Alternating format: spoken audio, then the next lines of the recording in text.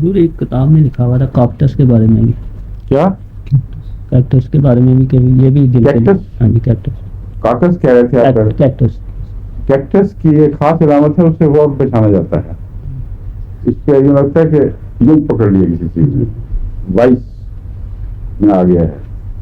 تو شکنجے میں جکڑا جائے دل اور یہ احساس ہو کہ ایک دم کسی ہاتھ نے یوں جکڑ لیا دل کو، تو وہ کیکٹس کی خاص علامت ہے. اس کو مد نظر رکھیں، جب بھی کیکٹس کی ضرورت پڑے گی اسی سے پہچانا جائے گا. سمجھے؟ جو کلکیری افلاط کھانے سے جو فیٹ وہ میلٹ ہوتی ہے اس کا اثر دل پہ آتا ہے. مجھے ایسا محسوس ہو رہا تھا تو میں نے اب کلکیری صاحب کھا رہے ہیں؟ جی کھا رہے ہیں جی. تو اس کی وجہ سے کچھ محسوس ہو رہا تھا تو میں نے کیکٹس کھائی تو شاید اس کی وجہ سے ٹھیک ہو پتہ نہیں. نہیں، میرا تو خیال ہے کوئی چیز بھی جو کمزوری پیدا کرتی ہو اس سے دل پہ بعض میں کمزوری کا احساس ہو جاتا ہے. یہ جو فیوکس ہے وہ براہ راست دل کے پر حملہ نہیں کرتی، جس کو پتلا کرتی ہے اس کے دل کو تکلیف پہنچتی ہے. تو اگر ریٹ آف کیٹابولزم اینابولزم سے بڑھ جائے، یعنی جسم کے گھلنے کا اور فیٹس کے انرجی میں تبدیل ہونے کا ریٹ یا رفتار اس کی بلڈنگ کی رفتار سے بڑھ جائے تو کسی حد تک تو ٹھیک رہتا ہے. جب زیادہ تیز رفتار ہو جائے تو پھر دل کے اوپر کمزوری کا احساس ضرور ہوتا ہے. عام طور پر رمضان میں نہیں ہوتا. اس کی وجہ یہ ہے کہ عام بھوک سے جو کمزوری ہوتی ہے، درمیانے درجے کی بھوک، وہ دل پر برا اثر نہیں ڈالتی. ویسے ہی بھوک کی اپنی کمزوری ہے جو دل کی نہیں سارے جسم کو محسوس ہوتی ہے. لیکن جب آپ دواؤں کے ذریعے اس ریٹ کو تیز کرتے ہیں تو وہ ایک اور چیز ہے، وہ یہ چیز نہیں ہے. مثلا بھوک میں کیٹابولزم بڑھتا نہیں بلکہ کم ہوتا ہے. یہ آپ کو فرق سمجھا رہا ہوں کہ آپ یہ سمجھیں کہ روزہ بھی وہی چیز ہے. میٹابولزم جس کو کہتے ہیں اس سے مراد یہ ہے کہ خون کا یا انرجی کا جسم کے مادے میں تبدیل ہونا،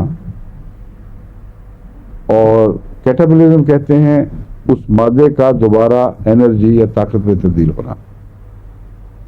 جو لوگ زیادہ کھاتے اور کم ورزش کرتے ہیں ان کو خدا تعالیٰ نے جو زیادہ طاقت کا موقع دے دیا ہے، وہ ساری طاقت استعمال نہیں کر سکتے تو بعض دفعہ وہ ویسٹ ہوتی ہے. وہ اور طریقے ہیں، لیکن بسا اوقات چربی میں ریزرو کے طور پر اس کو تبدیل کر دیا جاتا ہے، اور لیور اس میں بہت اہم کردار ادا کرتا ہے. تو ایکسٹرا توانائی جو روزمرہ کے خرچ سے بچ رہی ہے اس کو پھینکنے کی بجائے اگر آپ کسی فارم میں سٹیک کر کے ڈیپ فریز کر کے رکھ لیں تو یہی نظام ہے جو آپ کی چربی پیدا کرتا ہے. اور چربی توانائی کی سب سے طاقتور شکل ہے. یعنی میٹھا اور کاربوہائیڈریٹس ان میں جو توانائی ہے اتنے ہی وزن کی چربی میں اس سے دگنی ہوگی. اس لیے میٹ یا روٹی ان کی توانائی کا جو فارمولا وہ بالکل ایک ہے. میٹھا ہو، کاربوہائیڈریٹس ہوں یا میٹ گوشت کی قسمیں ہوں، ان کے اندر برابر میس کی صورت میں برابر ہی انرجی ہوگی، لیکن فیٹ میں ایگزیکٹلی ڈبل. تو یہ بھی خدا کی شان ہے. سب ڈیزائنز ہیں اللہ کے کہ جب سٹوریج کرنا ہے تو اس میں تھوڑی جگہ میں زیادہ سٹوریج کی ضرورت پیش آتی ہے، اس لیے وہ میٹیریل دیا جس میں ڈبل انرجی سٹور ہو جاتی ہے. لیکن جن کو بے وجہ سٹوریج کی عادت ہے وہ اتنا وزن ویسے ہی بڑھا لیتے ہیں. اللہ تعالیٰ نے تو اس لیے کیا تھا کہ تھوڑی جگہ میں زیادہ انرجی آ جائے، وہ زیادہ جگہ میں زیادہ انرجی ڈال دیتے ہیں، اور ایسی جو وہاں دفن ہو جاتی ہے پھر دوبارہ اس کو روزمرہ کی زندگی کا منہ دیکھنا نصیب ہی نہیں ہوتا. وہ چربی گھلے تو وہ انرجی کام آئے نا. تو وہ انرجی دفن کرنے کا بھی ایک طریقہ لوگ جانتے ہیں، ورنہ نارملی चर्बी वक्त ज़रूरत काम आती है हमारे, जब हम रोज़ा रखते हैं और भूख पड़ती है तो काम आती है। ये जो सिस्टम है इसमें कैटाबॉलिज्म मैंने आपको समझाया ना। हाँ, दूसरा सिस्टम ये है स्टोरेज है ना, इसका अपोजिट है कैटाबॉलिज्म, कि जहाँ ज़रूरत पड़े स्टोरेज पे चिट चली जाएगी कि तुम थोड़ा सा हमें दे दो, हमें ज़ायद ताकत की ज़रूरत पेश आ गई है। तो वहाँ से फिर बाकायदा स्टोर कीपर होते हैं, यूँ तो नहीं कि आंखें बंद करके खुद ब खुद घुल जाए, बाकायदा परमिशन मिलती है। वैसे सेल्स हैं बने हुए जो पैगाम लेके जाते हैं वहाँ, और जितनी ज़रूरत है उतनी ही एनर्जी वो कहते हैं तुम पिघल जाओ और फना हो जाओ, एनर्जी में तब्दील हो जाओ, ताकि निज़ाम हयात है ये इसको सपोर्ट मिले। ये नॉर्मल है, भूख के नतीजे में ये होता है। लेकिन कैटाबॉलिज्म का जो निज़ाम है वो तेज़ नहीं होता, वो काम में आ रहा है। जहाँ कैटाबॉलिज्म यानी चर्बियों को पिघलाने वाला या एनर्जी में तब्दील करने वाला निज़ाम है, उसकी रफ्तार बढ़ जाए, बैलेंस निकल जाए, वो बीमारी है, उससे दिल को तकलीफ होती है।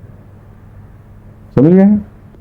इसकी मिसाल सबसे नुमाया ये है कि जिनको गिलड़ हो जाते हैं या गिलड़ होने की टेंडेंसी हो, उनमें दो किस्म के मरीज मिलते हैं, या तेज कैटाबॉलिज्म के या तेज एनाबॉलिज्म के। बाज गिलड़ भी मोटा तो खुद भी मोटे हो जाते हैं, बहुत मैंने देखा है कि उनके अंदर लेथार्जी आ जाती है, ताकत नहीं रहती, क्योंकि एनर्जी तब्दील होने का निज़ाम बिगड़ गया है, और जब एनर्जी की ज़रूरत पड़ती है तो फैट मौजूद है मगर वो तब्दील नहीं हो रही। और दूसरे ऐसे हैं जिनको हर वक्त कैटाबॉलिज्म एक्टिव है, उनका हर वक्त एनर्जी बन रही है, और ऐसे लोगों की भूख भी बहुत लगती है और पतले भी रहते हैं। हर वक्त खाएं तभी भी वो मोटे नहीं होंगे। तो ऐसे बच्चे जिनकी माएँ शिकायत करती हैं कि हर वक्त ये एक्टिव, चैन ही नहीं आता, दौड़ी फिरता है और कोई कमजोरी नहीं, खाता है लेकिन मोटा नहीं हो रहा, उसमें एक शुबा पड़ता है कि कहीं ये जो गिलड़ वाला ग्लैंड, पैरोटिड ग्लैंड नहीं, थायराइड ग्लैंड, वो इसका जिम्मेदार ना हो। उस सूरत में बाज़ थायराइडिनम देने से, बाज़ बेसिलिनम देने से, बाज़ कैलकेरिया फ्लोर देने से, बाज़ और दवाएं हैं। लेकिन जो ऐसा बच्चा हो जो बहुत तेज तरार भूख लगती हो और कुछ जिस्म पे न चढ़ता हो, उसकी दवा क्या है? आयोडीन। क्योंकि आयोडीन का पॉइजन थायराइड को ओवर एक्टिवेट कर देता है, और उसकी वजह से ये जो कैटाबॉलिक तवाज़ुन है वो बिगड़ जाता है।